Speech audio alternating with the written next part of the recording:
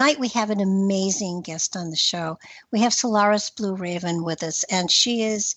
I'm gonna read you all of this stuff because she's an amazing lady, and she doesn't brag about herself enough.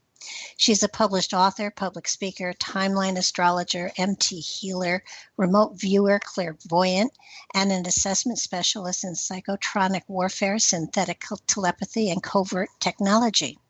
She's a public speaker and offers workshops on ascension, DNA activation, and spirituality. She offers classes on energetic healing and is a certified master teacher in an array of healing systems. And as well, with nothing better else to do with her time, she has a black belt. She's a black belt instructor, certified black belt instructor.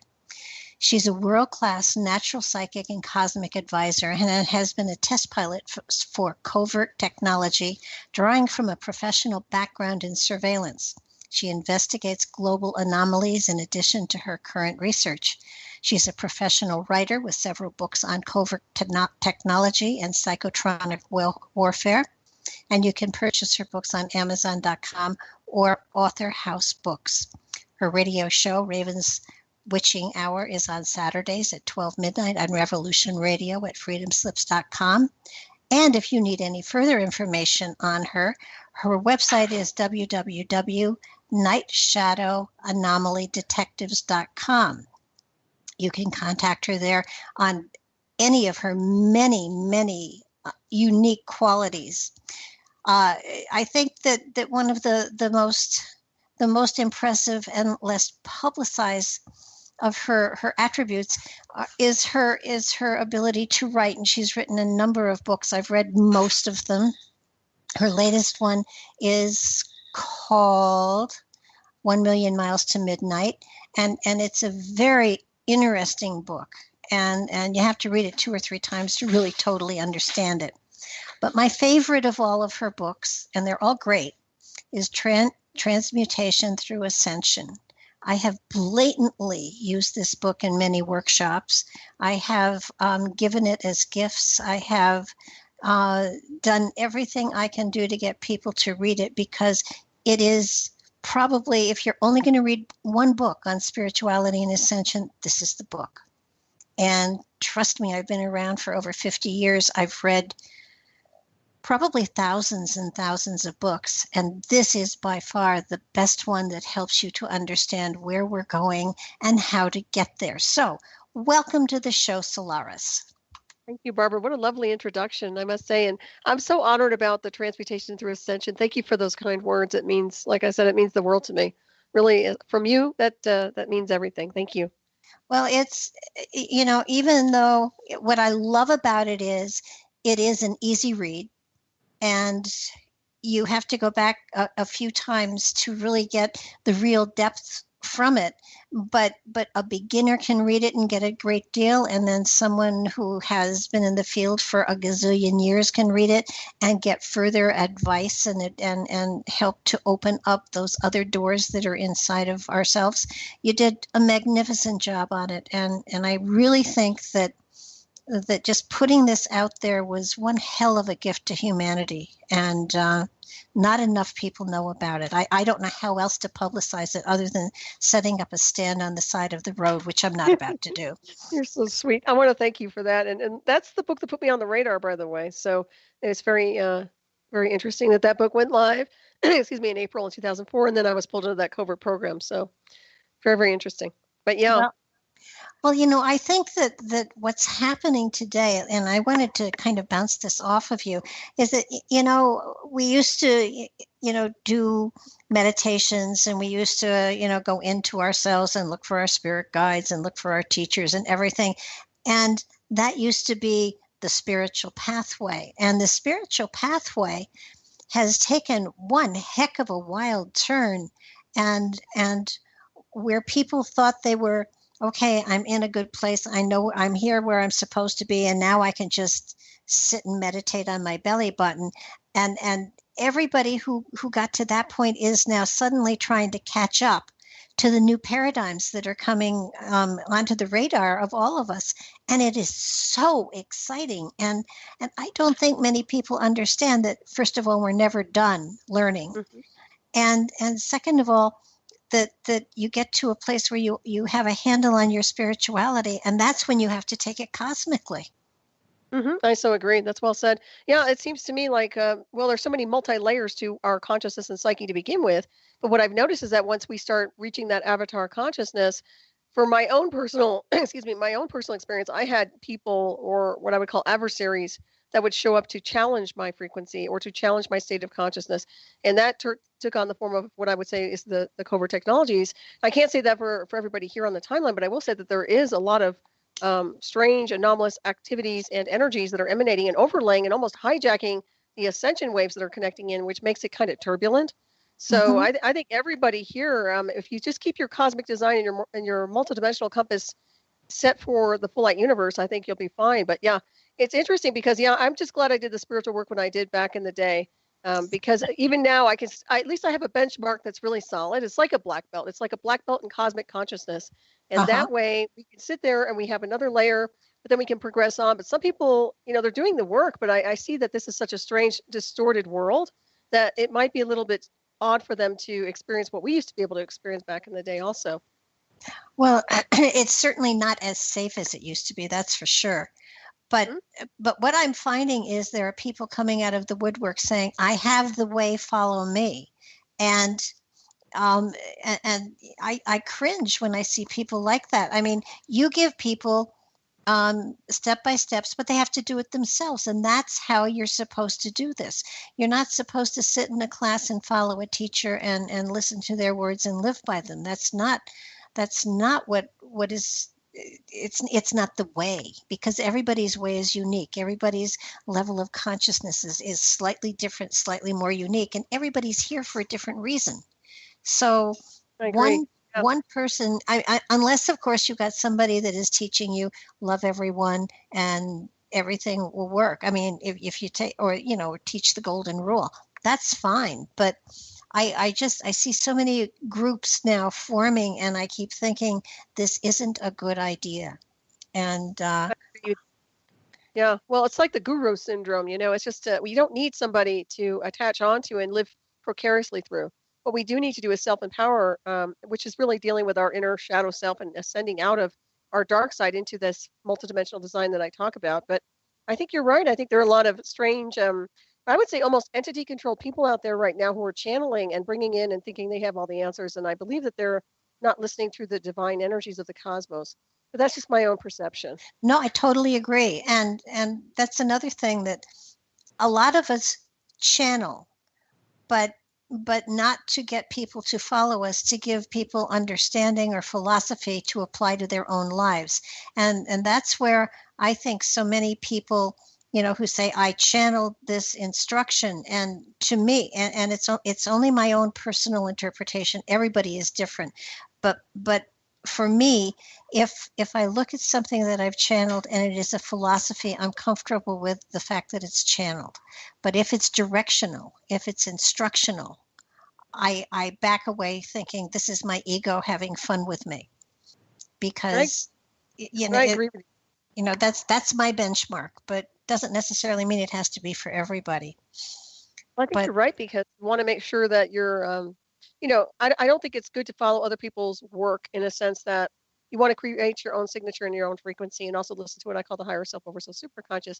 And I think a lot of the time people have their ego, like you were talking about, and some of these people who are there as quote unquote teachers will put their ego into it and have it this way and expect everybody to follow the collective of that psyche. Now that's another thing too, because you have everybody pulled into the psyche or the collective of that person, and that makes it almost like a cult mentality to some degree.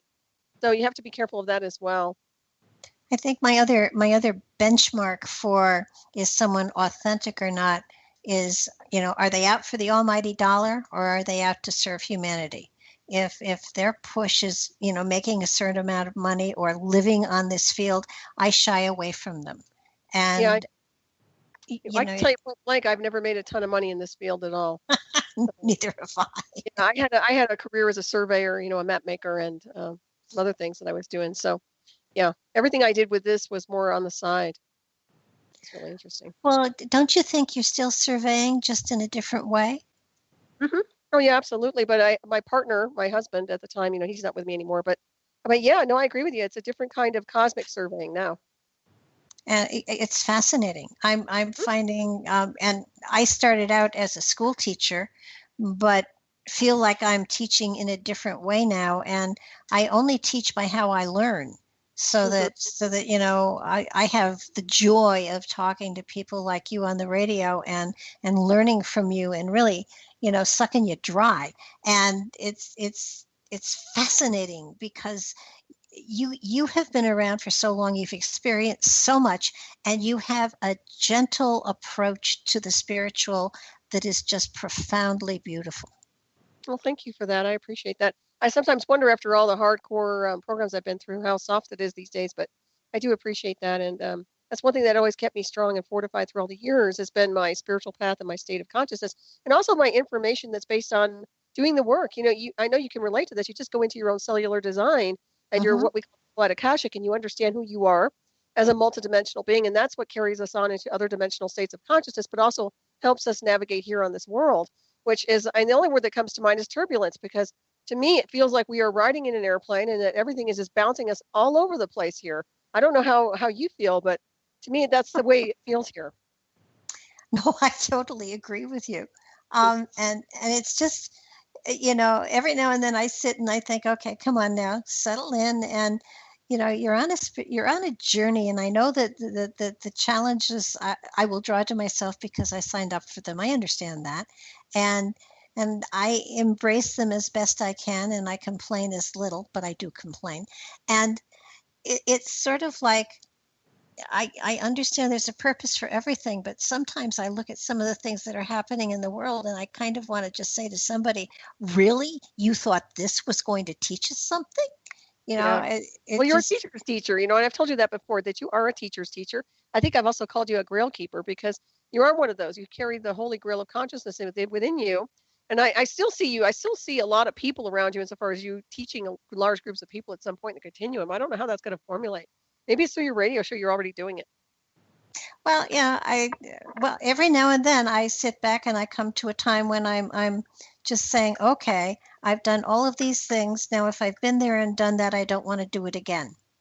Right. And so I think one of the things that I've been looking at is doing a teaching night once or twice a month on Blog Talk, and just teaching the foundational stuff, teaching whether it is understanding the Akashic records or or looking into some of the cosmic things that are happening, or helping people to understand how they are the person they have to look to solve their problems because they asked for them, so there had to be a reason. And kind of I don't want to pull anybody away from anything, but I want to give them another thing to think about. I And agree. if Well, I just oh, go ahead. no if I just make people question things, I will have done my job. Right. Yeah. And you do that. You also activate their DNA just through your own osmosis effect, too. But what I notice is that when we're gone. And that the data stream of information is going to be very hard to find after beings like us are off planet. Because even though we have books and we have this and that, I think that a lot of people here who don't have those benchmarks that we have are going to find themselves lost in this maelstrom if they don't really understand the cosmic design. And you kind of alluded to that earlier on, that you really have to do the spiritual work. And I think that, yeah, things are progressing very quickly here and you can Google anything, but that doesn't mean you have all the answers just because you can Google it, as you well know. It means that you have to Yes. go in and and get the fine-tuned information, but get the resources you need, and whether that's through a library or through books like ours or whatever, you really have to do the work. And I think people are into the instant gratification a little too much these days, and then the mass initiations that happen with quote unquote systems like Reiki and all that. Yeah. I never heard of such a thing when I was being initiated or I taught my students. I never ever did anything like that. So That is pretty spectacular. it I is. I mean, you have groups and groups of people, like big hordes of people that are doing mass initiations. So Yeah, that I don't I it has to be a one-on-one, or you don't. For me, it has to be a one-on-one, um, or I don't feel like I've gotten something or given something. I totally um, agree. Yeah. but it's really been fascinating this summer, and it's kind of like I pulled out of a lot of stuff. I kind of sat down and I said, okay, whatever comes to me is what I'll do. And what has been most fascinating to me is the extraordinary people that I've been able to pull onto the show and learn from and talk to. And I think, aside from you, one of my most favorite so far was Dr. Sam. Oh yeah, he's wonderful. And Yes, and thank you. it was funny though. I listened to your show with him and I thought, I know she really wants to say something, but he interviews himself. He asks the question and then he answers it. Makes it so easy. So you just let him roll. Yeah.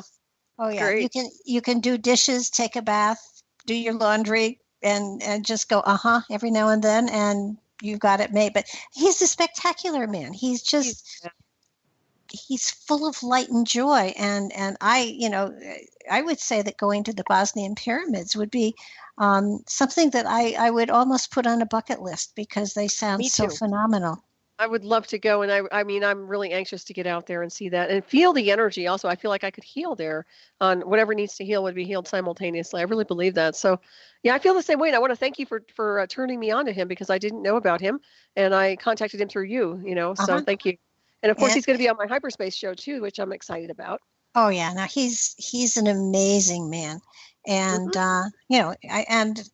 I have no problem with sharing any of my guests with anybody because this is such a great platform to help to give people the chance to talk to millions of people, and it's an exciting place to be. And if we don't share, then I have next week I have Frank Joseph on. Nice. And he's been an idol of mine. The books that he's written are just phenomenal, and on Atlantis and Lemuria and Mu and all Wonderful. And so I got all excited when I got a hold of him, and I said, I really, what is your newest project? What do you want to talk about? Figuring he'd want to go to any of those magical places. And he's currently written a book about dolphins, and I thought, dolphins? Interesting. Is that telepathic? Actually, the title of the book is, let me grab, Our Dolphin Ancestors, Keepers of Lost Knowledge and Healing Wisdom. Yes, they are. I wrote about the record keepers in my book, as a matter of fact. Yeah. Oh, dolphins and whales, cetaceans. Yep, absolutely. Wow. I want to read that book. So once again, I may be stealing your guest again, Barbara. It's perfectly all right. He's written over 30 books, and usually I try to read everything that an author has written. In his case, that is not the case. But usually, if they've written 4 or 5 books, I try to get through all of them before the show so that I have sort of a frame of reference as to their thoughts and their philosophies, so I can give them the good leading questions so they can look really, really good. So I look good. So, and I appreciate that, by the way. Most hosts do not do that. I want you to know. So thank you for doing that. Are you serious? I am serious. I rarely do interviews with people who have actually read my books, and I was very, very honored that you did. So I think maybe a few people have done that, but not very many. You have no clue. Didn't just read, stole. Okay, I'm honored. No, I give you credit, though. I do. I give you credit. You do, and I thank you for that. You're a sweetheart. I love you. You're wonderful. But I think the thing that to me is most amazing with the way things are going today, with all these magical people that are out there, is that everybody is so kind and so generous and so willing to share, and getting people to just listen to them talk and listen to the excitement in their voices. It is just, it's such an honor to do this work. It's, this is not work. This is, I'm forced to read my most favorite sport. So it's kind of like, I get to do what I love the best, which is to learn and to grow and to stretch. And that's so doing a teaching show once a month or twice a month or whatever I feel like I'm comfortable with is I think on the horizon for starting in either late August or early September. Wonderful. Oh, that's exciting. And I know I'm behind in your group for the meditations too, and I love doing that, and I just got so busy. So I'm glad that there's an archive I can access to do. Yeah, that's something else too. It took such an unusual turn. I'm taking 2 weeks off because it feels to me as though the meditations, though going to sacred sites, uh, just seem to have veered away from what we started out doing. I mean, it is remote viewing, but it feels Mhm. as though it's remote viewing into other dimensions. Right. Yeah, I totally agree with you on that one. Definitely. And Yep. I think that well, Bill got sick, and so I just had to pick sites, and so I started picking sites around the world. And I want to do one on China. I want to do one on some of the pyramids in the United States. I want to go into South America and some of those sites. I want to go into Stonehenge, and Hmm. but you know the I think the meditations themselves are delightful. I really enjoy doing them. What is kind of getting to me is I'm not getting any response from anyone. Well, I know And I was busy. I don't know about everybody else, but I got so I got so busy the past few weeks. So I apologize if I haven't gotten back to you, but yeah, I don't know about everybody else, but well, I'm thinking seriously about polishing the meditations and making them public hmm and asking people to send in their reactions or whatever, yeah. and throwing it open to the general public, because I mean, we've done 9 meditations now. We kind of have a rhythm there, hmm and there is a core group of about 50 people. That's And great. if I make it public, then the general public can listen to them, and then I'll put them up then on my website so that people can, listen to the meditations, and kind of I'll give them the material that we have, so that anybody can take part in it. It just feels to me as though making it private is keeping it away from people, and it's not secret stuff.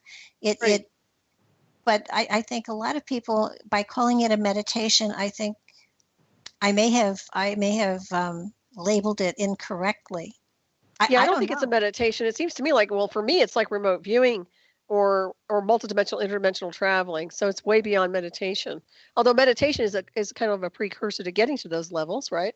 Yeah. So so there you go. You're guiding people who might be new to a lot of this stuff, and then of course, I think that you're just opening doors for people, quite honestly, with these things, and I don't think these doors are dangerous in any form or dimensional space. So yeah, I think it'd Oh, be kind of cool to open it up to everybody.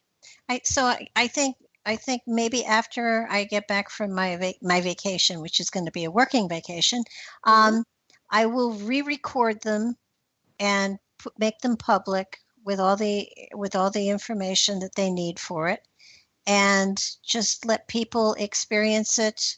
And if they want to send in their impressions, their feelings, or their insights, that I would be very welcome to that. No, I think that's And great. then from then on out, they will be public and they will be advertised, and just let everybody have a chance at this. I mean, originally, um, I think there was a reason Bill didn't want to make it public, but I think that because we've moved off the Giza Plateau and are all over the world, um, that he would be okay with it. I have to talk with him Great. first. You But know what I think? I think that we should do a DC. a DC? Yeah, like yeah, the White House, and I'm talking about the history beyond the history. I'm talking about Oh, the way it's okay. structured, but that might be interesting to see what people pick up on through that energy.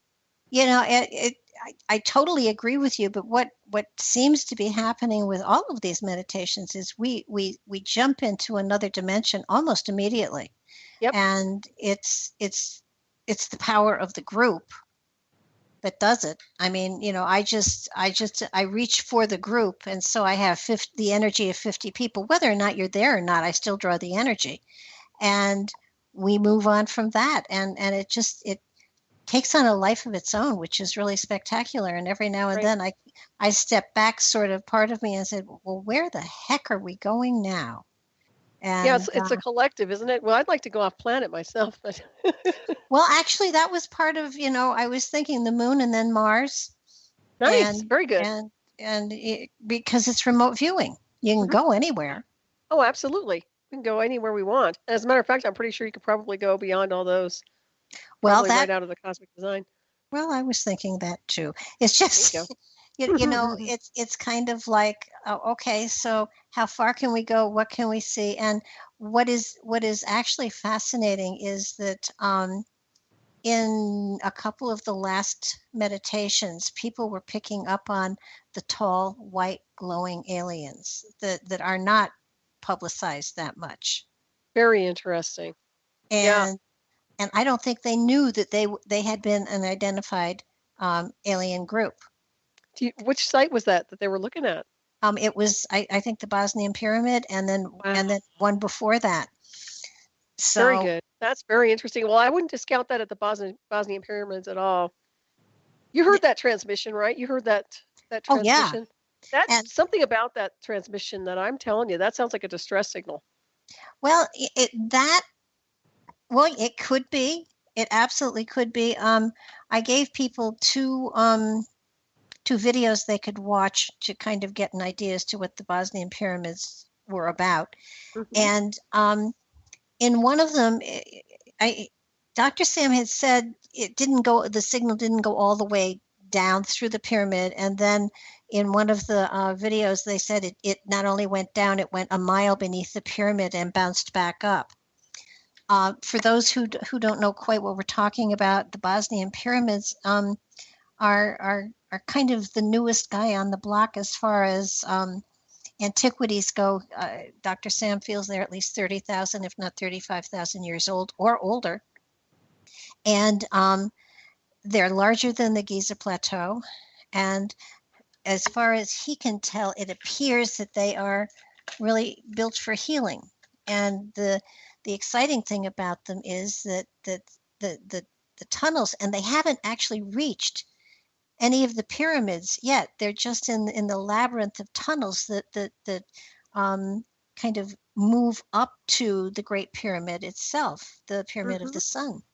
Right. And from the top of the Pyramid of the Sun, they were able to detect a sound, a frequency, a beam of energy that was being directed out into the solar system, and they Hmm. were able to record it. Yeah. And they they they recorded it, and then they played it back to the pyramid, and it came back, I forget how many dozens of times stronger. It Hmm. just it echoed it back louder. And I kind of there is a part of me that it could be a distress signal. I don't know what it is. It isn't pretty or melodious by any means, although they did have a piano play it.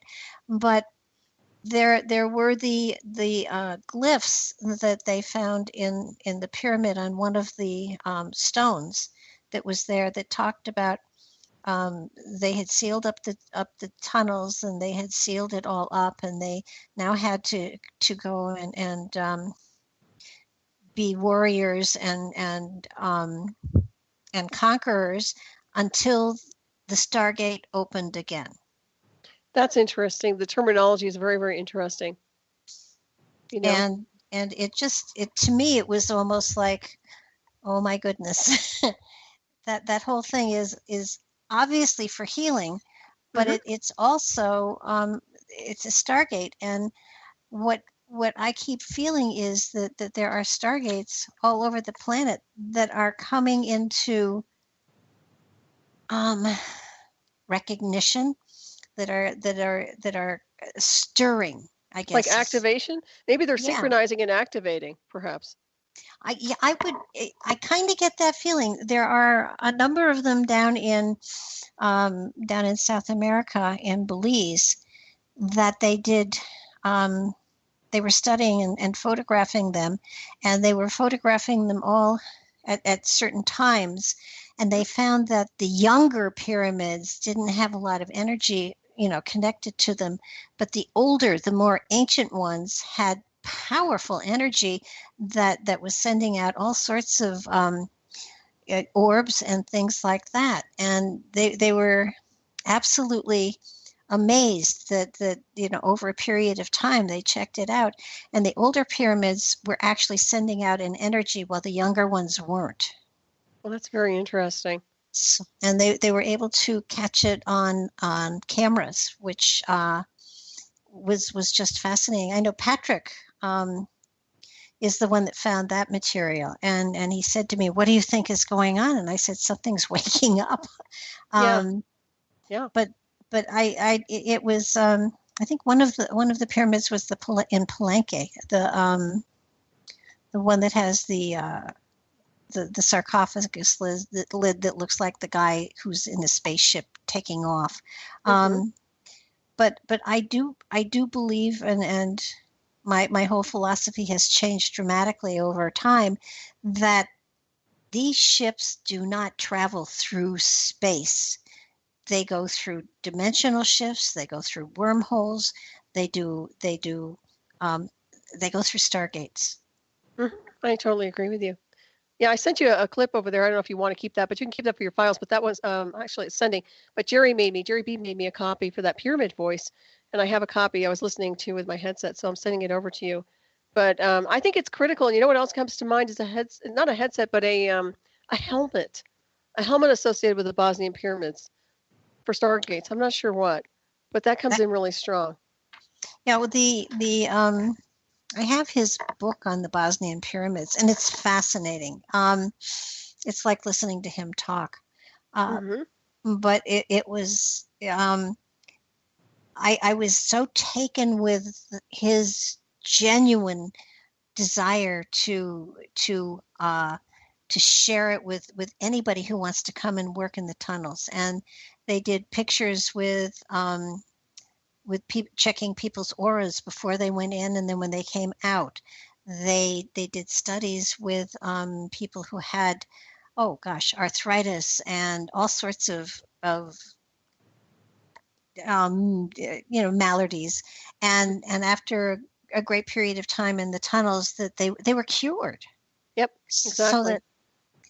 But I think the thing that most people don't understand about healings like this, or healings of any kind, that if another person is able to put energy into you and help you to heal, unless you change your life, you will draw back whatever the problem was. That's so true. Yeah, lifestyle change. Absolutely, I agree with that. No doubt. But it's very interesting, though. I've heard the spontaneous healing, and that's one of the reasons I think it would be fantastic to go. I'm also curious to see how it would affect people who have implants, whether they're technological implants or alien implants or etheric. I'm curious to see if they would be dissolved or not. And I did ask him that on the show. So, that's one of the reasons I wanted to go in there, because I have a signal that can be measured, and I've had in my documentary. So I thought it'd be kind of cool to say, well, what will happen with the signal in there? Will it be amplified or will it be negated? That's it. I guess it depends on what the signal is signaling. Yeah, exactly. I have a feeling it'd be blocked because, it's my impression that some of this technology that I have is more, the government's stuff. So. Yeah, it feels like the Bosnian pyramid is really, I mean, that it woke up at the exact moment when we had these cosmic things happening, where everything was in alignment and the veil is thinner and it's easier to talk to the other side. And that happens only once every 28 to 35,000 years. And so here we have these pyramids coming into our purview, our consciousness, at a time when there's so much changing, there's so much opening up, there's such a greater potential for the human spirit at this particular time. And you sit back and you think, oh my God, just how much is possible? There is so much out there that people don't understand, that if they just got to know themselves better, and if they just reached inside of themselves and flicked those switches, that magic would happen in their lives. And I know that this is a time in which so many people are fearing everything, and I understand that. But at the same time, sometimes So I said to somebody once something, and I got criticized for this, so I will repeat it. The greatest tragedies are miracles you just don't understand. Oh, wow. That's profound. I like Yeah, that.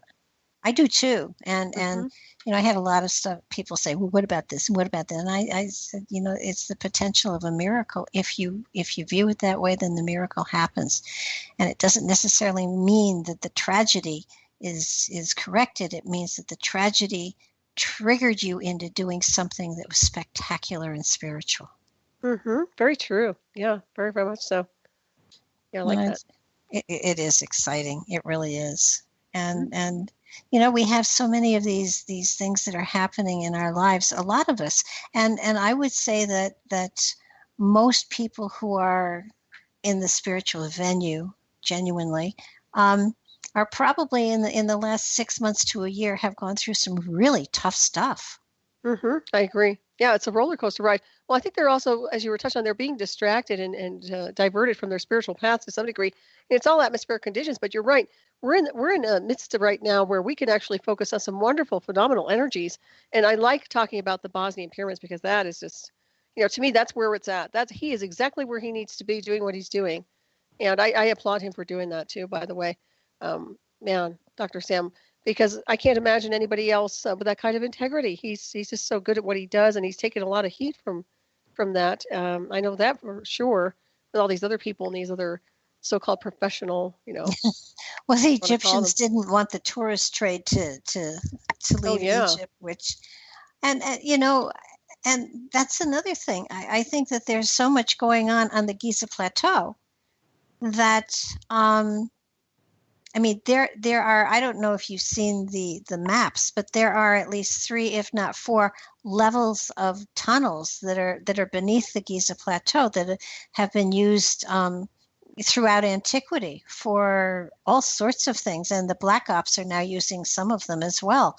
But but there's so much there that they aren't letting people know. They're just kind of keeping everybody into the King Tut venue type stuff, Right. and not saying, but look at these tunnels, these amazing chambers that are below there that are as big as 18 football fields that are just empty. Why are they empty? What's in them? That's just it. Are they empty, Barbara? The thing is, are they empty? And that's my point too. I don't think they were. I think that somehow a lot of the whatever was down there was taken by covert intelligence operations or some, in my opinion anyway. I don't think they were empty at all. Well, When they look at the first got in there, I don't think they were empty. Go ahead.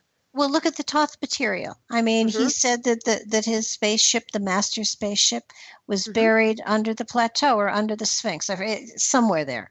Mm-hmm. And I keep getting pulled back to the emerald tablet material because it's so profound. I haven't done what I wanted to do with it because I keep getting different takes on just what the material is. I mean, in your opinion, what do you think that the emerald tablet material was for? It's initiation for me. I think it's initiation into the, I don't want to call it the underworld, but to some degree it is into the mystery schools. That was how it affected me when I read it. I can't say it for Mhm. everybody else, but when I started to read that, I went into an alternate state of reality. And I mean, not in a sense of just consciousness and my vibration sped up, my state of consciousness sped up, and I started anchoring more light waves. I knew that.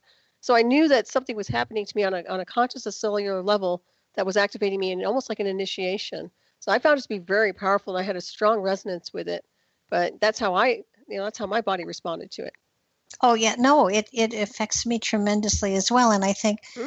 some people that read it said, "Oh, he said the underworld, and that's negative, and that's hell." And I said, "No, no, no, no. That's just another dimension. That was his way Hmm? of describing another dimension. Right. It wasn't meant to be, you know, not in, and then you step back and you say, wait a minute, Toth isn't talking about a Christian concept of heaven and hell.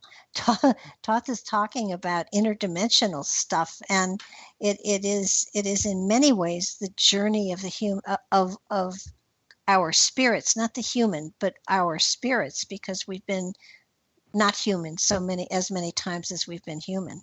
Right. It's the star body I think they were referencing. And the thing is, when people talk about the human word always bothers me because I realize it's a man-made word designed to divert the mass collective and saying, well, you're only human. This is all you are. This is all you can be. When in fact, that's not what we are. And we're star people in suits. And I call it a star body because that's really what it is, but it's multidimensional, multifaceted. And as we've touched on, when you look at the not only celestial or cellular design, but the chakra systems, how they're multi-layered and multiversal, and they're like little stargates when they interconnect. That's big. So once again, this is where I think that Thoth was teaching a lot of this and activating people on that level so that they're able to go through those doorways, which is really about internal access and switching on that technological body of ours. Oh yeah, and I mean our DNA is not all switched on at all. And if it was totally activated, I mean, we wouldn't. Well, we wouldn't be here. We could go anywhere. No, I was just going to say we wouldn't have the avatars that we have now, and you think your body is a very personal thing to you in this particular at this particular point, incarnation, whatever, but it's just an avatar. It's just something the spirit is riding in, and in another time, in another place, in another dimension, you could be. I mean, a different entity of you could be a green blob, and it's kind of every now and then I do past lives on the show, and I can remember reading somebody and doing a past life for him, and I said, and I stopped dead in my tracks, and I said, huh, and he said, go on, and I said, well, this is very unusual. And he said, yeah, go on. It's okay. I'm fine with it. And I said, well, you're a green blob. And he said, yeah, I'm familiar with that time. That's funny. I thought, oh my goodness. I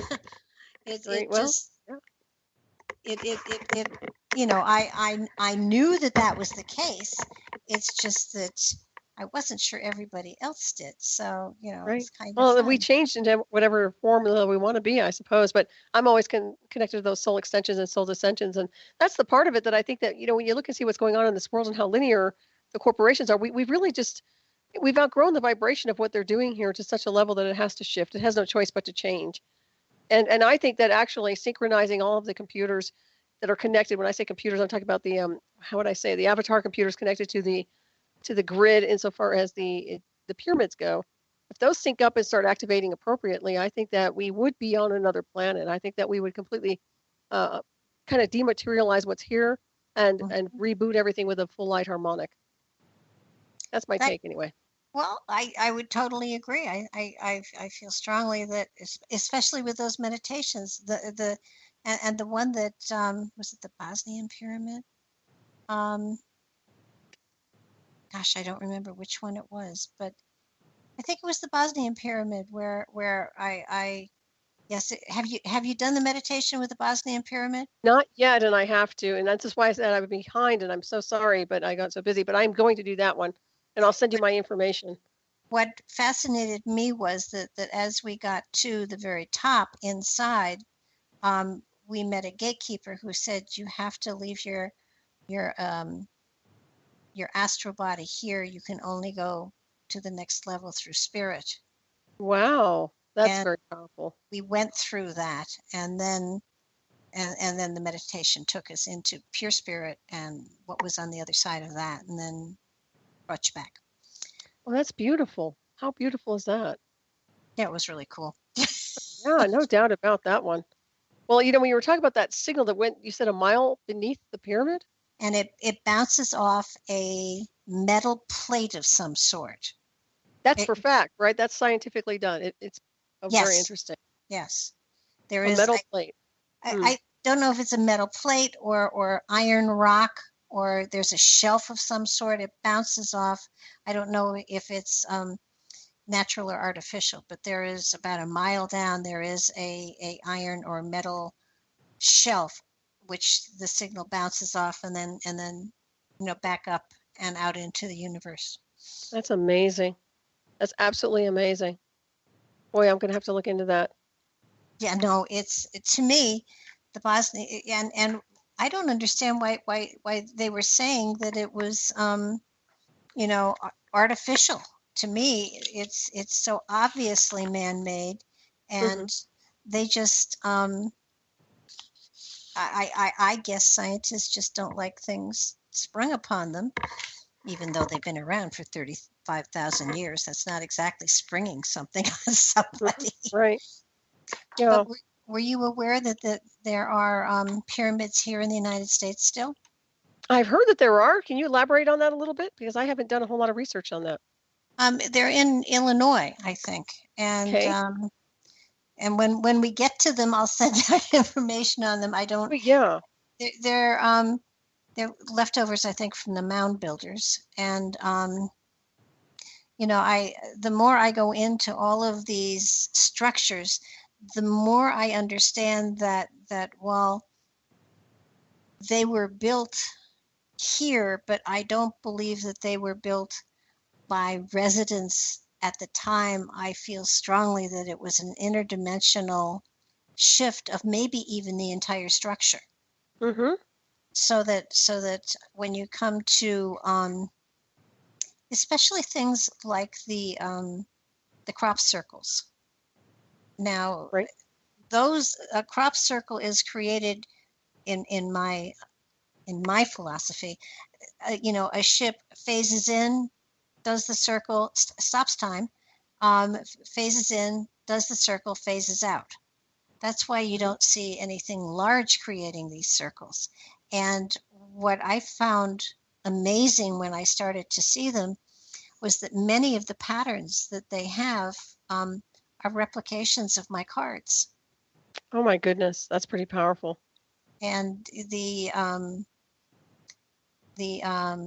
what is it? It's the flower of life Hmm. mandala. I Hmm. created that. I have a painting of it downstairs. I've painted it, Beautiful. and I painted it just as a channeled pattern. It wasn't something that I was saying, oh, cosmic, whoever, give me something. It was like, okay, where are we going next? Hmm. And it was fascinating because when the cards came out in 91, that's when crop circles started to really become popular and publicized and stuff. And Hmm. it was fascinating to me to go through the deck and find the crop circles that were almost exactly identical Do to you? my cards. I'm almost wondering if it was a consciousness thing because you had created those through your multidimensional design. I'm assuming higher self, over soul, and whatever you work with in source. But you actually created a collective of people because when you put those out there, you started bringing that forward, that energy. And isn't it interesting how the crop circles surface? So you have to ask yourself, was it a ship or is it a manifestation of consciousness of some intelligent energy where there is no ship involved? It's just about allowing and manifesting these things to be created overnight or whenever they decide to be created. It well could be. I know that when I saw them, I thought, oh, that is just so weird that they are so similar. And what I found out later that at the exact same time frame when but I had done Mandela's personal Mandelas for about 10 years. So there were about 500 of those around the world. And the deck of cards was the last thing that I created as far as the Mandelas went. Wow. And I found that in the Pacific Northwest, there's an ashram there, and they created similar patterns, almost exact, and they called them holy portals. And Oh. I went to an Indian healing with a friend of mine who had cancer, and did not know that you were supposed to give the chief a gift. I Hmm. new to all of this stuff. So I all I had was a deck of cards, and I gave him a deck of cards, and he started to look at them, and he pulled me aside with the man that was helping him, and he said, "Where did you get these patterns?" And I said, "I just drew them. They were given to me." And he said, "These are power shields. They're not meant to be shared or replicated." And I said, "But I didn't copy them from anything. I just drew them." And Wow. he looked at me and he looked at the cards and he said, "Well, maybe it's time they were shared." My thought at the time was that these patterns were given to people to put out there in all different ways at that particular time, so that they were out there for people to use as portals, as triggers, as whatever. And the Indians had them, that ashram had them, the deck of cards was out there, and that's been all over the place.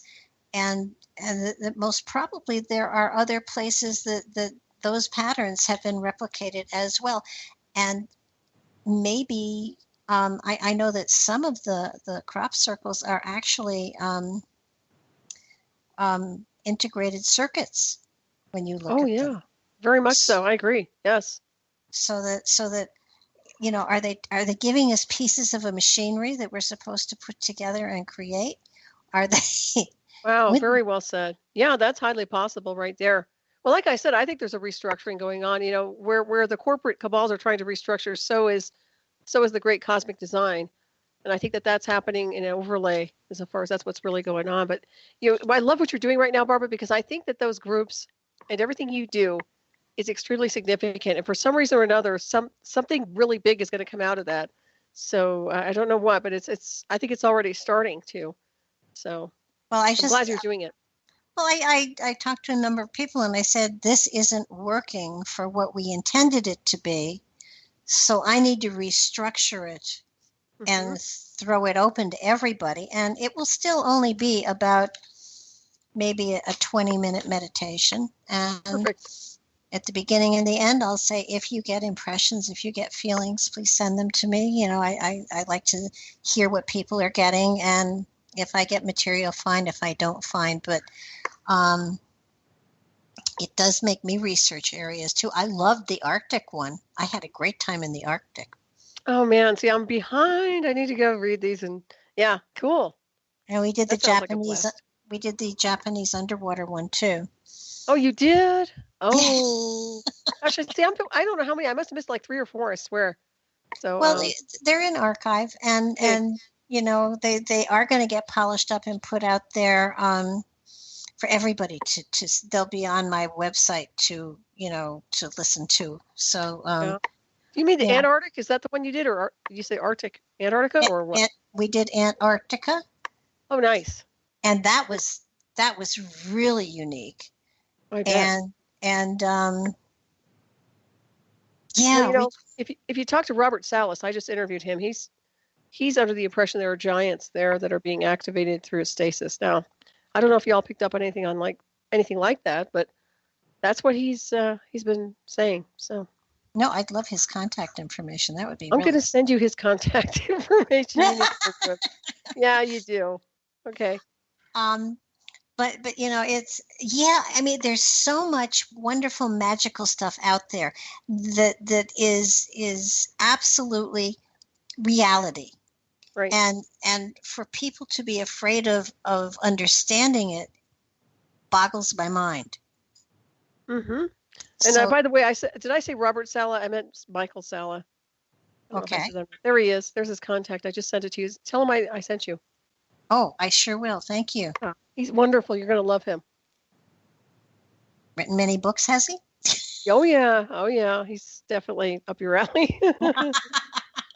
Yes, indeed. I started a very small collection of books whose authors I knew, and now it's a bookcase full of them. And it is, but I just love to gather information, and the itty bitty tidbits that come in here that are often really strange. Like we have 46 chromosomes, right?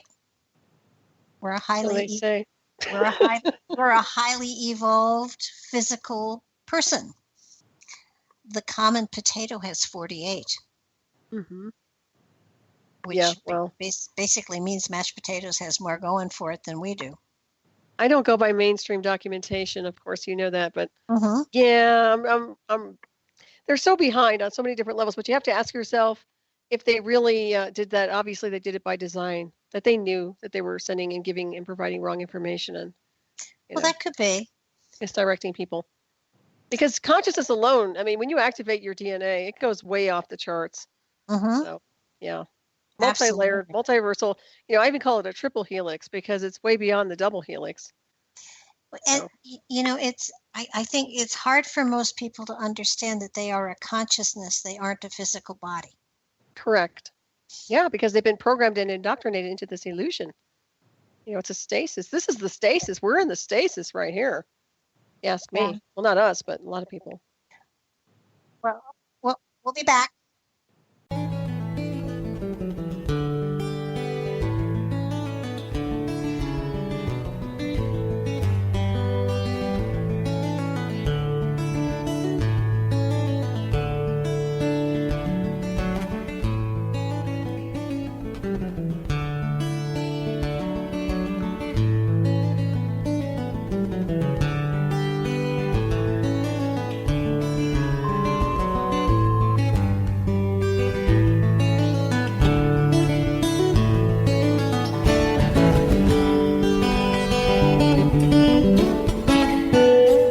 Revolution Radio at freedomslips.com, and we'll be right back after this message.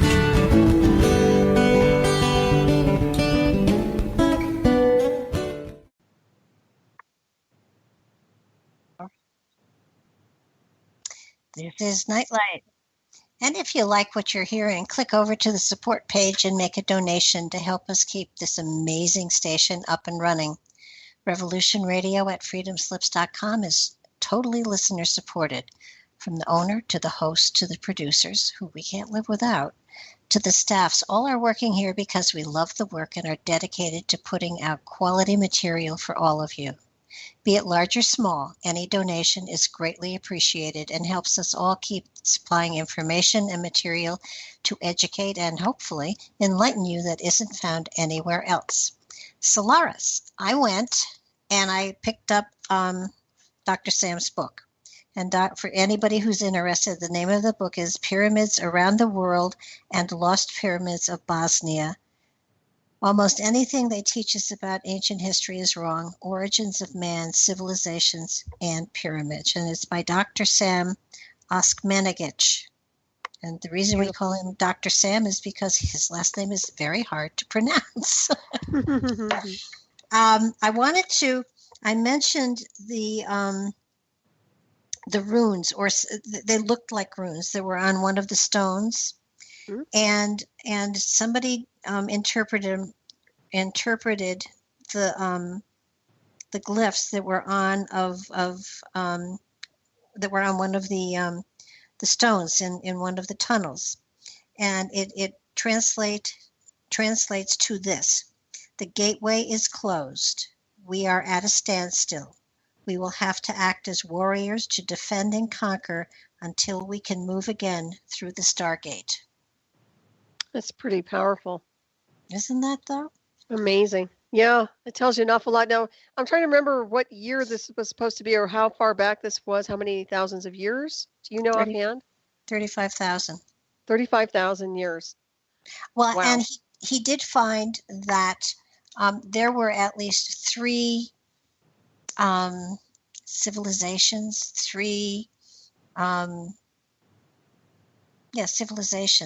that utilized these tunnels in the pyramid, so that there were three different groupings of humans, let's not even call them humans.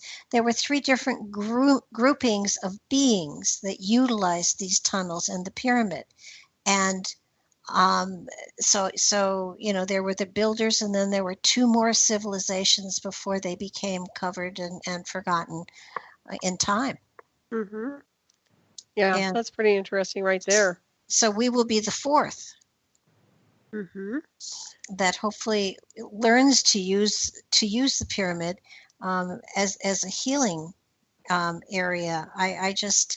It's the first time that anybody has found a structure like this and has has declared that it was used for healing and initiation. Mm-hmm. And usually it's they talk the Egyptians, and I don't mean to really downplay the Egyptologists and the Egyptians, because when those pyramids were discovered, they kind of tried to be more sensible about them.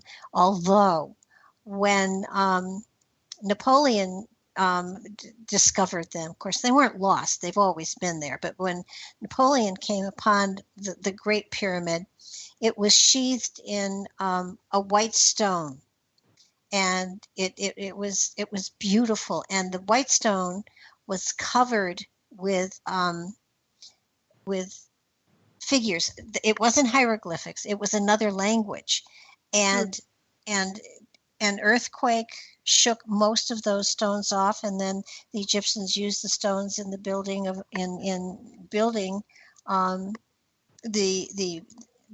buildings in Cairo.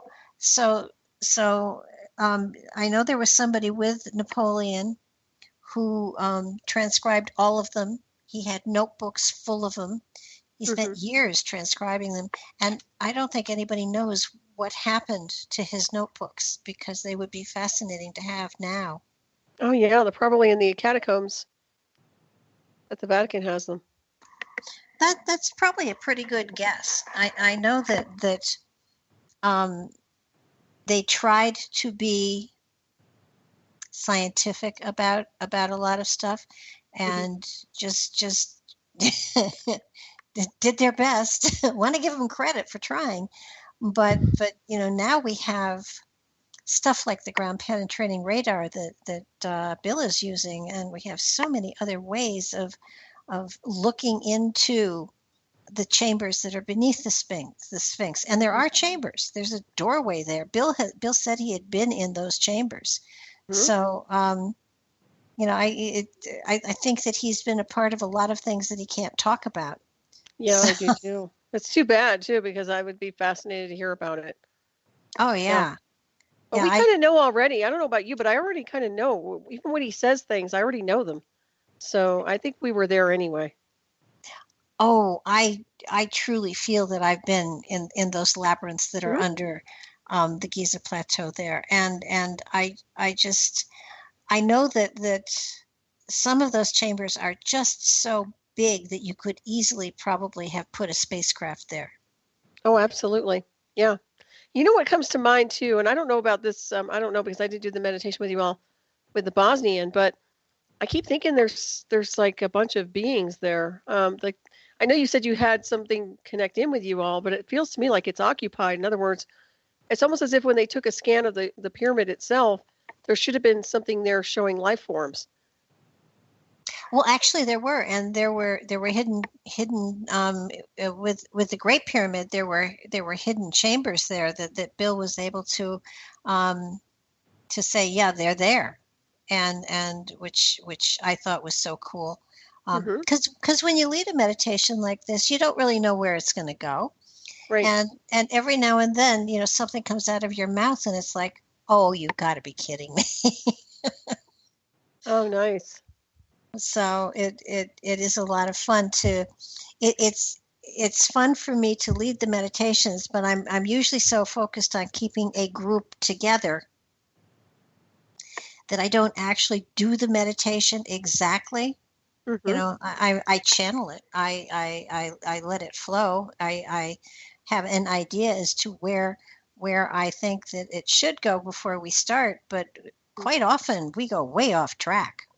Yeah, but that's okay. You set them on course, and then they just kind of, it's like going to a museum. You go in and you're kind of the guide, and everybody kind of takes off and goes in another direction and looks at artifacts, Well, I think in a lot of them, did you do the one where we found an underground city and a chamber where there were symbols on the walls, and the symbols were portals and different? Yes, I remember that one.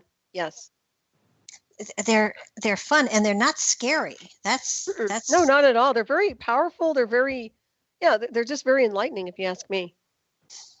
Well, my thought on science fiction has always been that the people who write science fiction are guided, whether knowingly or not, to present material that will prepare the general public for what is yet to come.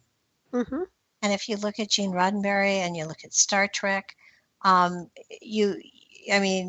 on, the flip phone, the doors that open before we get to them, all of those kind of things.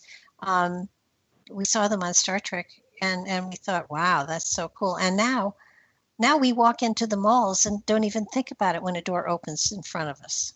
Exactly. Very, very true. So and I'm thinking, frankly, that the television, even public television, has gotten so it just doesn't have any teeth to it anymore. So that if we're going to experience things that are going to prepare us for what's yet to come, we have to do things like distant viewing, like meditating, right, like opening ourselves up to unusual circumstances that easily could be something that we will be dealing with in the near future. Mm-hmm. I agree. Well, you're developing your minds. Yeah, you're developing the mind, and you're fine-tuning your psychic skills, or everybody who's tuned into that. Yeah, that's what we need to be doing instead of vegetating on regular television and all that garbage. Much better for people to start using their brains. Yeah, and it's not scary. I mean, when you think of extraterrestrials out there, and I know that they're not all pure and charming. I there's good and bad in everything, but I would say for the most part, there is, if any culture out there had wanted to destroy the earth or enslave humans, it would have been done thousands and thousands of years ago. I mean, there's a reason we're still struggling. I do feel we are a bit barbaric to be assimilated into a cosmic brotherhood, but I do believe on some levels, a lot of people are able to let go of their humanness and become their spiritual selves and to travel into those dimensions. I do believe that a lot of people are actually doing that on the planet as we speak. Oh, they are. I agree. Yeah. So and it's a species war. I see it as a species war. I see that there are many different types of beings here, and some get along, some don't. But they're in bodies, but still the essence of origin, they're what I call the soul spirit essence of origin, could be from a different planet, multiverse, where perhaps there was conflict or perhaps they don't get along. I don't discount any of that. No, it just, if you look at the Billy Meyer material on Atlantis, are you familiar with it? Mm-hmm. Yep. His apparently Billy thinks that there were at least 3 different incursions of beings from other dimensions that came to this planet at least 3 different time frames, and they all basically settled in the same place, and they were here to colonize, and they ended up going to war with each other and destroying each other.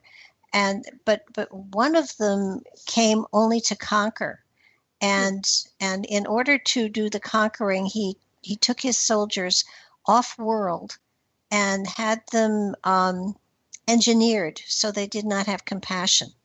And when they came back to do war, they were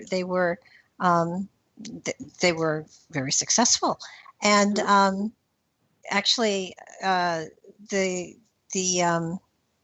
were destroyed, but they had already intermarried with the species that was here on this planet.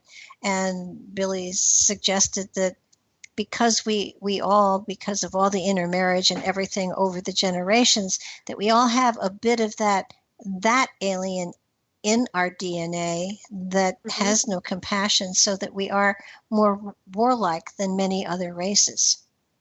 That's a very good, highly probable. I wouldn't discount that at all. I think it depends on what kind of work we do on the timeline and the spiritual work we do. But I also think it's frequency and states of consciousness that activates the DNA. And once again, when you're dealing with multidimensional design and soul extensions, which means we exist simultaneously in multiverses, which means we could be other species, well, you're bringing in an aspect of an alien that you are in a multidimensional space, which has certain gifts. So I don't discount any of those abilities when they download in. And if that means that some are more desensitized and machine-like, then that's highly probable too. I don't discount that at all. It does make us a lot more fascinating, doesn't it? It does. Well, I can't go into, I'll tell you off air, but I had somebody do a read on me not too long ago, and we did an exchange, and I thought it was interesting. It had a lot to do with the technology I was interfaced with. So, and I look back at it now and I'm thinking, well, okay, so I'll tell you about it later, but I don't want to Okay. tell you on air, but it's No. interesting, that there's something that correlates.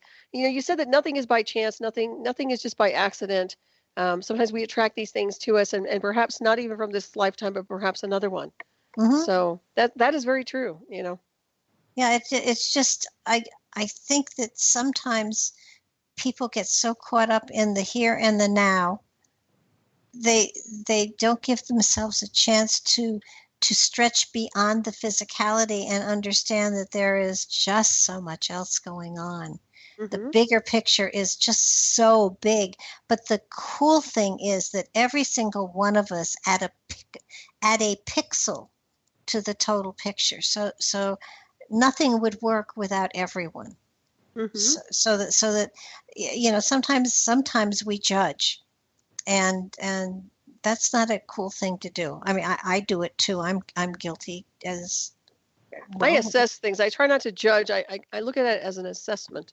Without, it's like a neutral positive. That's the way I look at it. I try not to finger point, but I do assess things accordingly. I think that's just part of my makeup, to do that, to profile.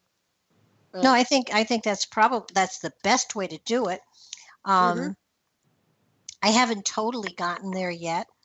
And when I'm judging, I do raise a hand and say, "Yep, that's me. I'm judging." It's all right. You know what? It's whatever it is. It is what it is. This is a strange world, and to me, it seems like a floating asylum at times. So, not everything is exactly normal here, Barbara.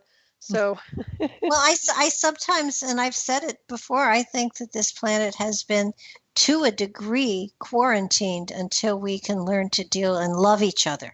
And when you look at things like politics and all of the secret this and the secret that's going on, it's kind of discouraging to a degree. And yet, that inside of every single one of the people out there is that single spark of love of the Creator, and we are a family. And you don't have to like everyone, but that element of love is there, and sooner or later it will win out.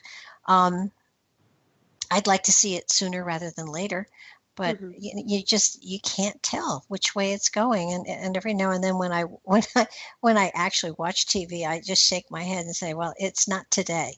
It's turbulent. That's the word I started with. It's a turbulent world, and I think anything can go. And to me, it seems like everything's in flux. But as I've touched on before, is that the vibration is a big deal.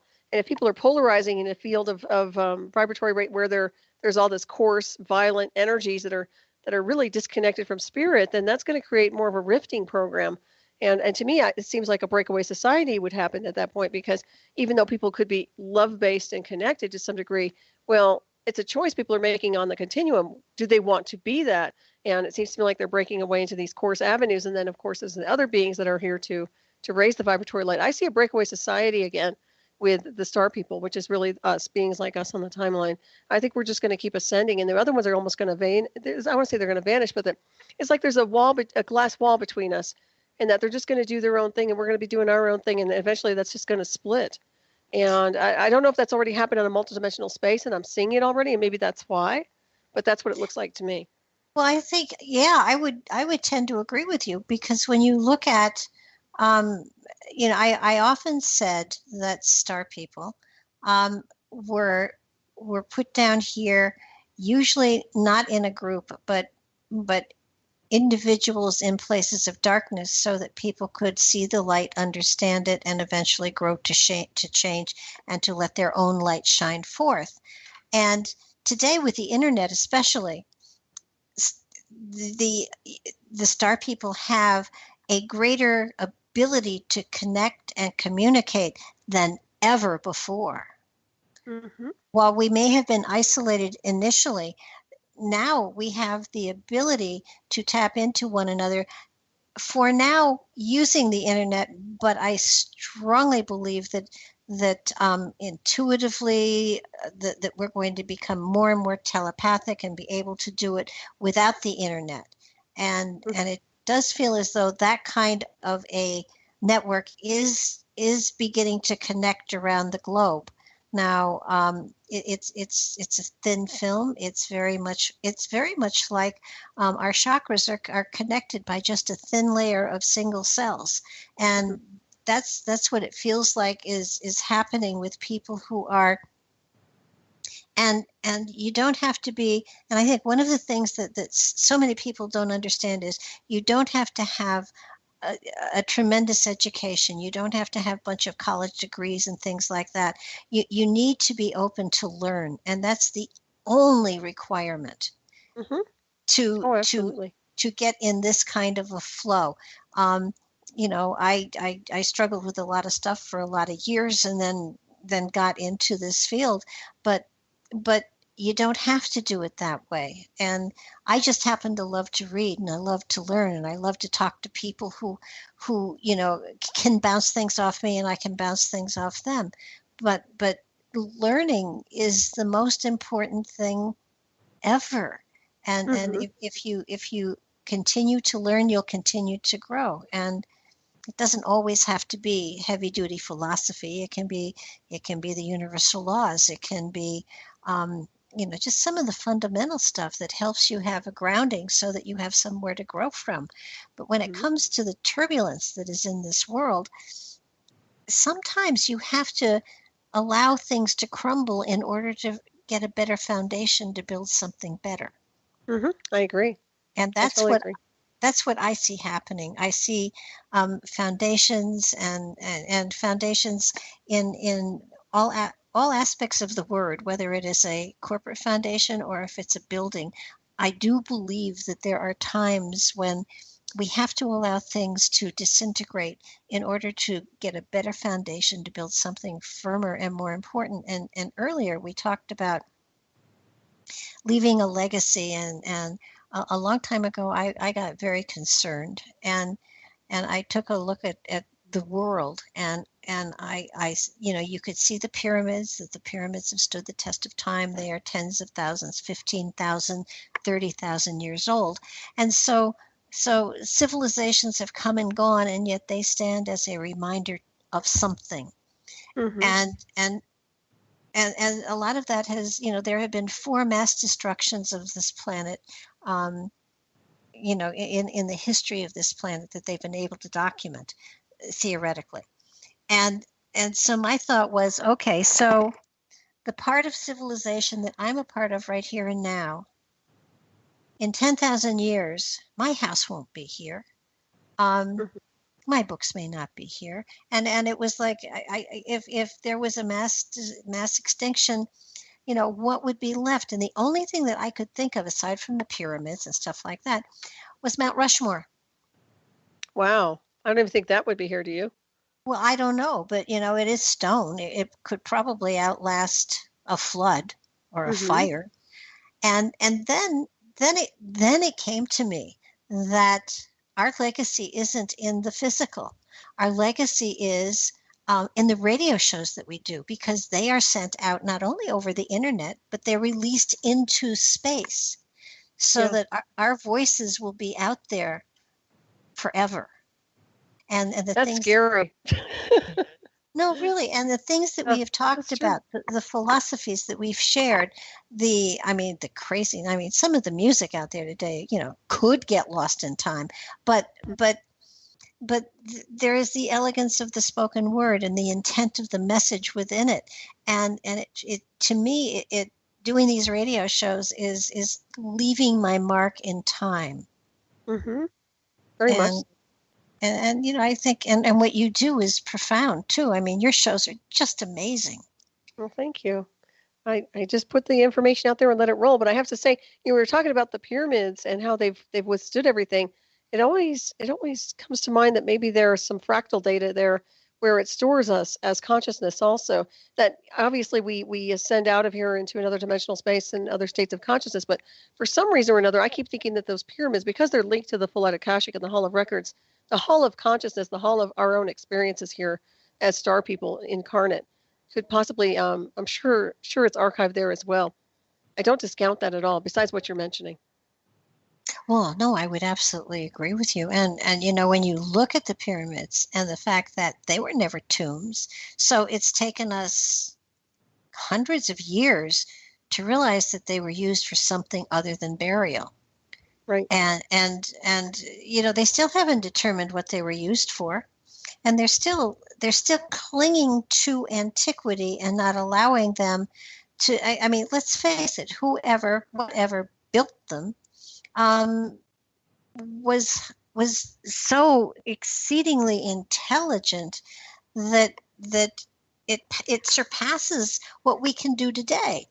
So if they could construct something like that, there had to be a philosophy, a wisdom, a science that was a part of that society, and we know nothing of it.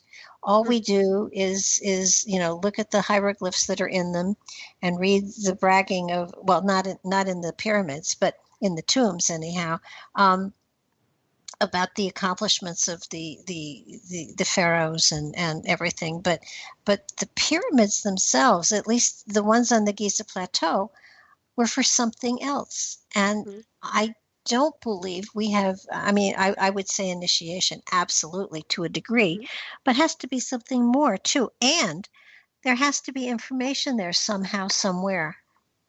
Right.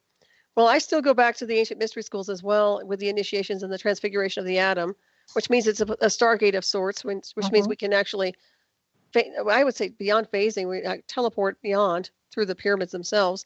And also the power station, I know a lot of people tell and communicate how they're power stations, or they were power stations. I don't discount that at all also. But you have to be a power station, or it would have to be something like that in order to have the initiations where we're doing the transfiguration of the atom.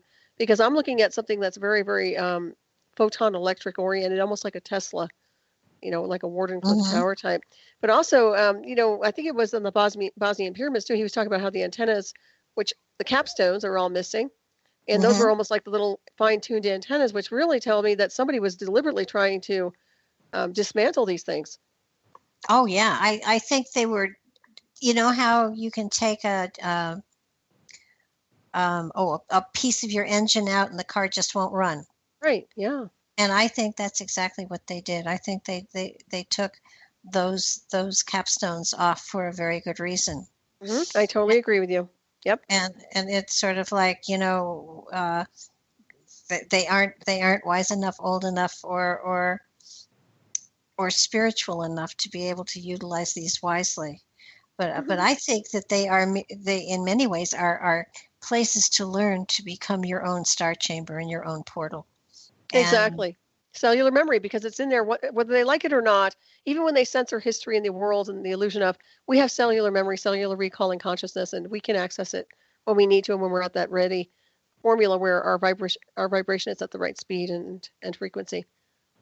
Yeah, and Tesla, I mean, he was such an amazing man. I just can't believe that the government did what it did to him. He wanted to give free energy to everybody, and he had anti-gravity stuff too. So our technology is so greater than we know, and yet until we get science and spiritual stuff kind of working hand in hand, we're constantly butting heads against one another, which is such a shame. Yeah, this world's in collision, and they did that by design, unfortunately, because we have all the technologies you were just touching on. It's just a matter of the Black Science Department rising and everybody just calibrating to the right information, and then we can work it out from there. All we need are whistleblowers that can really, smash through the wall of delusion that has been created by people who have a financial desire to keep us ignorant. And I agree. And what's so cool is that with the spiritual stuff, I mean, you can absolutely soar to the stars. You can actually reach for the stars and beyond. And it's just a matter of bringing that information and that wisdom back, applying it to this reality, and becoming a living example of the spirit within. That's well said. Yeah, and that's the whole idea. Is just just ascending, just ascend out of the well that they've created to some degree. But the well is just a construct, just like anything else, and it changes through frequency. No doubt. But the source would never dump us on a place in the illusion of space and time without having the components to go home. That's the bottom line. And I think people have to realize that when you're looking for the answers, as we all have them inside within, That's the biggest thing, is just to go within and find it, access the data. But, it's so sad to see that we could have had this whole world could have been such a better place had they just allowed for things to flow accordingly without the censorship and everything being hidden and edited, It's really unfortunate. But they've been doing that since time began, just about. There's always been a struggle for power, and that power meant that they wanted to control, and they didn't want to. I don't think in any of these areas where powerful people came to control others, they never in. I can't think of one. Maybe you can, where they used the power to control the people for the good of the people. Never. It's always a weaponization of everything. All they care about is weaponizing. Yeah. Unfortunately, it's war. It seems like to me it's a spiritual war. It's a mental, physical, spiritual war, technological war. It's crazy. And I think a lot of that has to do with some of the people in the illusion of power are insane. They're not firing right. So, and that could be a madness that, I hear that when certain people go to levels of consciousness or they access things too quickly, or perhaps they have access to ancient artifacts and things that activate their DNA, that they'll go mad if they're not capable of ascending through spirituality, through the full light harmonic. And I believe that happens. I believe these people have a lot of money and a lot of power to buy a lot of good, cool toys, but they're not there in consciousness and they're going insane. And that's what I see anyway. And those of us who've been there in the multiverse, we're the ones who are stable right now. Mm-hmm. Well, you look at, those that are at that place. I do believe that they delude themselves by thinking they are trying to help the people, but they don't, because they keep them in darkness. Yeah. And we have free will, but some authorities have tried to convince us we don't have free will. And when you can claim that free will and utilize it, and I'm not saying rise up and have a revolution. I'm saying merely start to go your own way instead of following, the crowd. Right. It's sooner or later so many people will sort of jump ship that they'll realize that they don't have a crowd behind them anymore. And that's when things start to really change. I agree. Yeah. But, claiming your power is a big deal. And of course, free will is a big deal, and honoring free will. And people who don't honor free will, well, that's a problem on a universal scale. And I've touched on that. The universal laws are that you do honor free will, that's a protocol, that you're supposed to honor free will. Mm-hmm. That I don't see it happening here. And that's where the violations come in, and then anything goes. So I agree with you, though. I think eventually they're going to realize that there's nobody following them or listening to them. It's just like mainstream media. Nobody cares anymore. Nobody listens to them anymore. No. Well, that's a perfect example. And you just brought up something really important. I have a number of times talked about the universal laws, and I found that not many people know that there are universal laws and what they are. And that's a great stepping stone to when you understand the universal laws, and there are a lot of them. Mm-hmm. But there's, and everybody knows about the law of attraction, but they don't know that you actually have to be responsible for your actions and stuff like that. And it to me, understanding the universal laws, I mean, there's so many out there, to understand that they are always in play within your life. You can't turn them on and turn them off. They're there. And if it's like the Indians and their 7 generations, if somebody wanted to make a change, they had to prove that if they make the change 7 generations from that moment, the tribe would still be benefiting from that change. Mm-hmm. And if they couldn't make that case, then the change wasn't made. Very interesting. Well, it's kind of like releasing vows and contracts associated with your ancestry. Yeah, that's a big deal too. If you're carrying the cross for something that was going on prior to your existence here on the timeline, then it's good to do a clearing like that and a release of vows and contracts. Oh, absolutely. Mm-hmm. But people don't understand that. No, they don't realize the power that they have through their state of being by using their voice and their minds and actually standing up and being counted and articulating what they need to manifest on the timeline. They can actually change all timelines in the illusion, because it's just energy and consciousness anyway. Well, and we create our reality by our perception of it, and that's mm-hmm. another thing. There's so many people that, they will be positive for a time, and then they slip back into the what if, and this could happen and that could happen, mm-hmm. and if you if you're intent, if you believe in the positive, it does happen. Oh, absolutely. Yeah. It's a resonance effect. Mm-hmm. It really is. There's no doubt about that. You have to believe. I mean, believing is a lot. That's why faith healing, or whatever you want to call it, I mean, there's a lot of truth to that. People believe they can heal, their body will relax and allow them to heal. Oh, yeah. But once healed, the person that has gotten the healing, they are obligated to shift and change their lives, to let go of whatever had brought whatever it was into their life, to let it go. Yep. And that's it's sort of, I served in the pulpit for 5 years, and after one church service at coffee hour, they had great donuts. A woman came up to me and handed me this jar of pills, and she said, will you bless these diet pills? And I just looked at her and I said, you've got to be kidding me. And she said, no, will you bless them? Because I know they will work so much better for me if you do. And so I put my hands on them and I closed my eyes and I blessed them. And I handed her back the jar and I said, now you do understand that they will only work for you if you follow the directions on the bottle. And she looked at me and said, what? And I said, you have to follow the directions for them to work. That's great. And she said, but you bless them. And I said, only if you follow the directions. She said, but they say I can eat anything I want if I take these pills. And I said, you can eat anything you want anytime. But if you want to lose weight, you'll follow the directions on the bottle. And she said, no, that's not how you take the pill and then you lose weight. And I said, hear what I'm saying. Oh my gosh, that's funny. If you follow the directions on the bottle, it will work. And she just kept looking at me and she said, no. And I said, okie doke. And I guess 3 months later, she came up to me and she said, you have to follow the directions on the bottle for them to work. And I said, really? She said, yeah. And I said, well, I think that makes you a magical person, that you found out that secret and applied it, obviously, because you've lost weight. And she said, I didn't at first. And she said, but then I remembered what you said and I followed the directions. Oh, that's funny. That's great. But that's the way life is.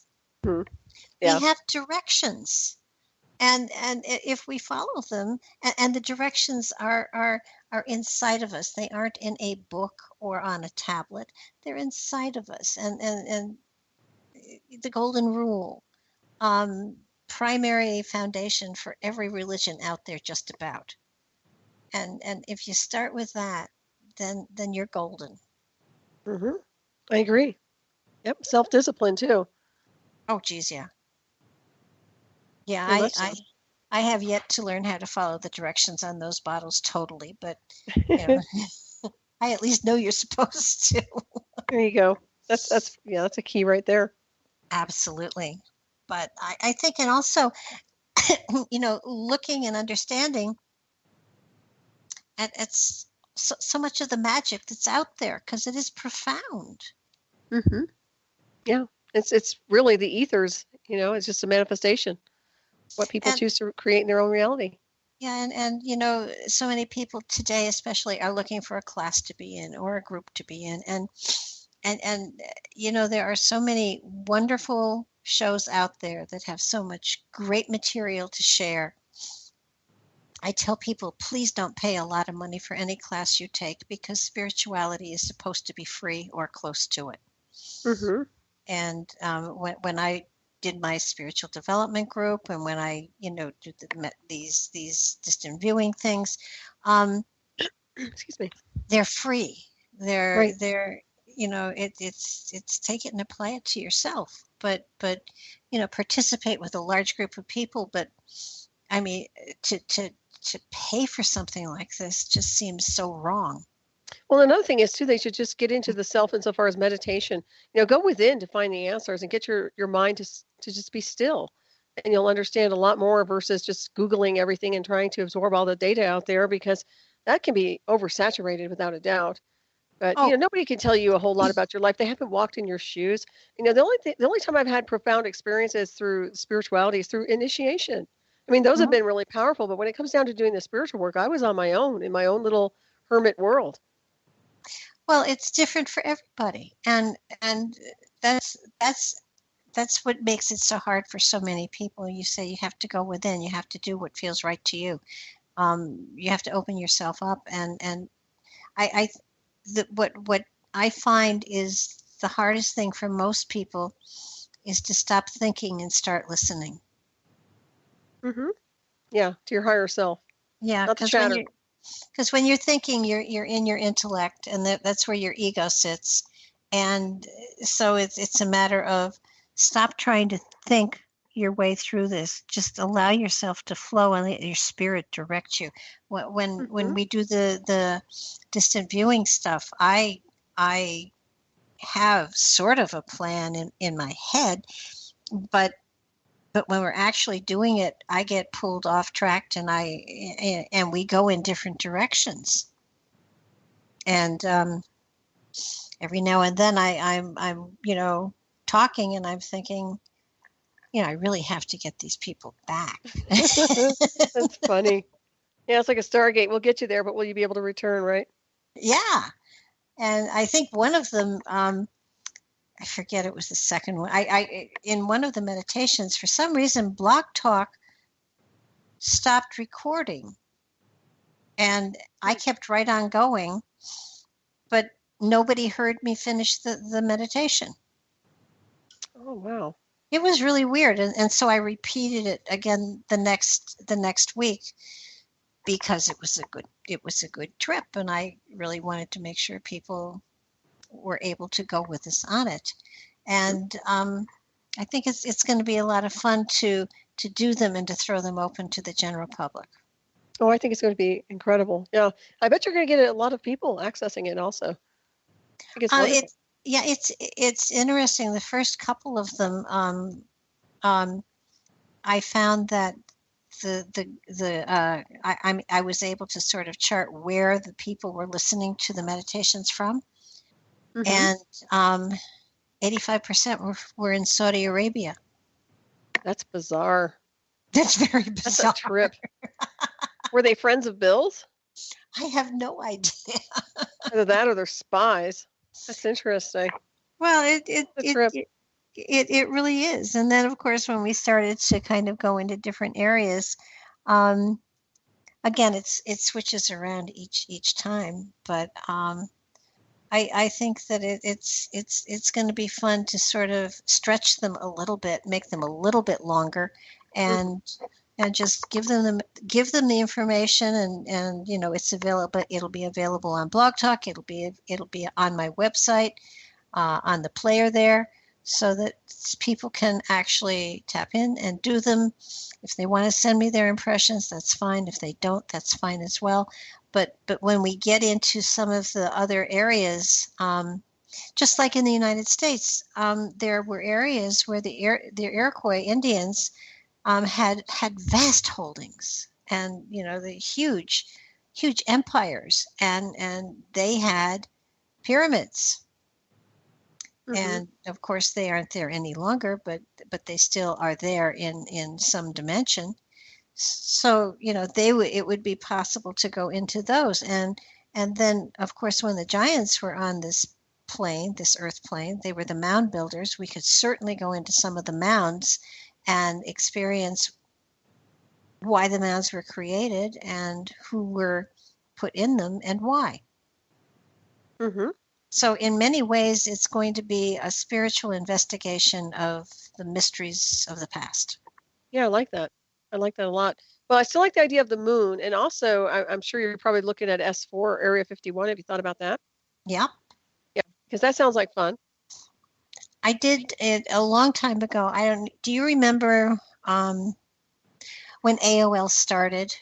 Oh, a yeah. long time ago. Yeah. Yeah, a very long time ago. They had the Crystal Cave, or the Crystal. There was a place where psychics gathered. Mm-hmm. And I worked there, and I did free readings there and stuff like that. And somebody called in and asked me to tune into Area 51. And what was amazing was, I said at the time, and this goes back to the, wow, 70s for sure, maybe even before that. And I can remember saying, okay, there is a survivor.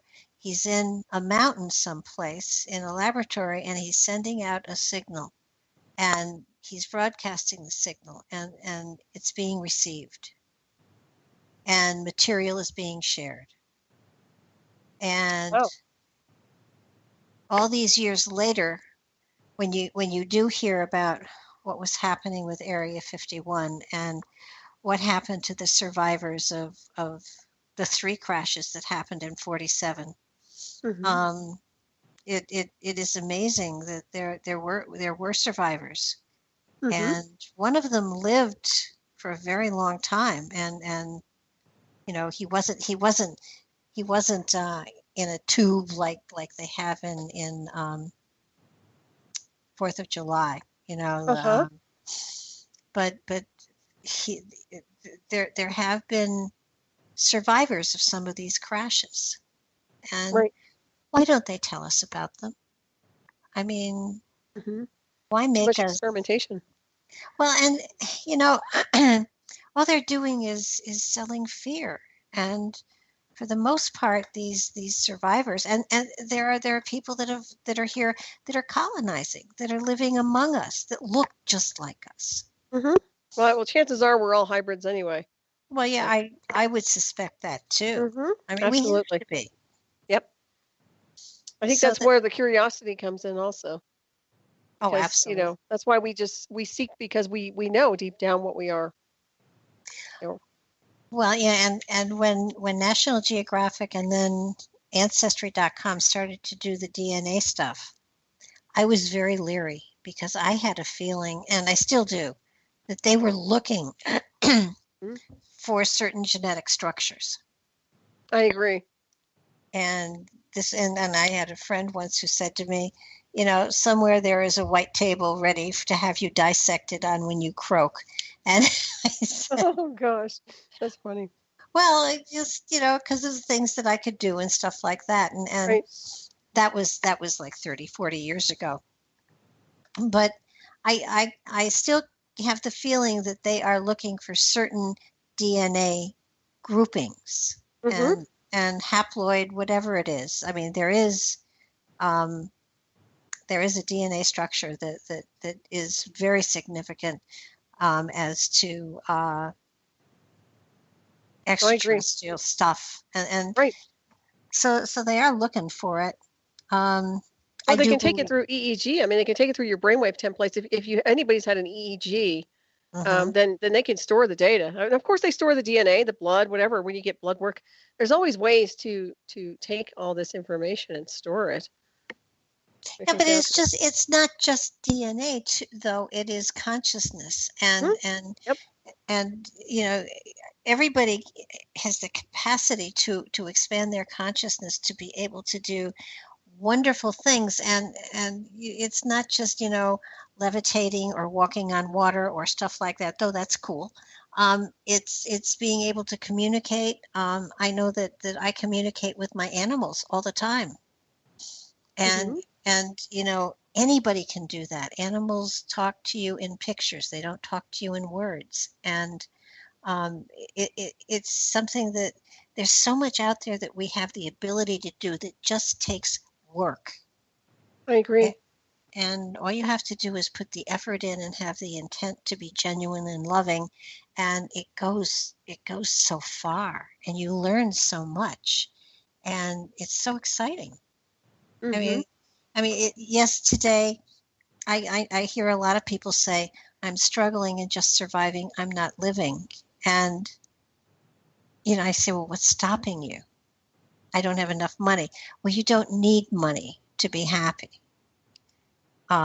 You don't need money to bring joy into your life. All you need is to get in touch with your inner self. And then you join a cosmic dance of creation that is just profound. That's very true. Yeah, and also love, self-love, love for yourself, and radiating and emanating that love. Love is significant. Absolutely. Mm-hmm. Absolutely. But there are lots of different kinds of love, and unfortunately, unconditional love is really it's difficult to it's difficult to achieve. And Mm-hmm. so many people use it as a tool and as a weapon. I won't love you if you don't do this for me, or whatever. Right. Unconditional love means I love you. I love what's inside of you. I may not always like you, but I do love you. Mm-hmm. Yeah, And it's the spirit of energy too. Once people tune into the spirit within, it's mhm. always about unified love. It's always about that state of consciousness and unconditional love. But people have to look through. They have to peel away all the layers. All these programs that run. Yeah, and that takes work. Mm-hmm. But it's fun. I mean, you've been in this field for a long time. You've been through some very tough stuff. Oh yeah. But I would hazard a guess that at this point in time, you're kind of rising above it and going beyond it, and the message that you put out there for people is so profound. I know you did this book. I'll say it again, Transmutation Through Ascension. It's a fabulous book. Everybody should get it. It's available all over the place, and it helps you understand a process that is so important for our development and our growing, and our insight and our understanding of the spirit that's within. And I don't push books. Well, thank you so much, Barbara, and thank you for Thank having me on tonight. It's been an honor. My pleasure. Thank you so much. Good night My now. pleasure. Night, everybody.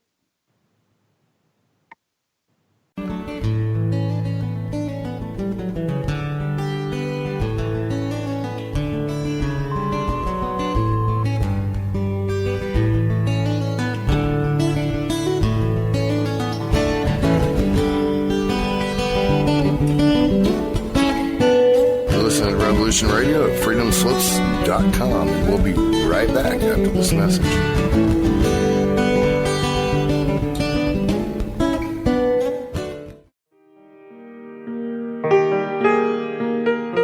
This is Barbara Delong, host of Nightlight Radio, inviting you to join me on a cosmic journey, exploring a metaphysical montage of spiritual material, covering everything from the mundane to the magical, UFOs to unicorns, and everything in between, including spiritual readings for those who seek enlightenment. Let Nightlight provide you with equal measure of light, love and laughter, insight, wisdom, and inspiration.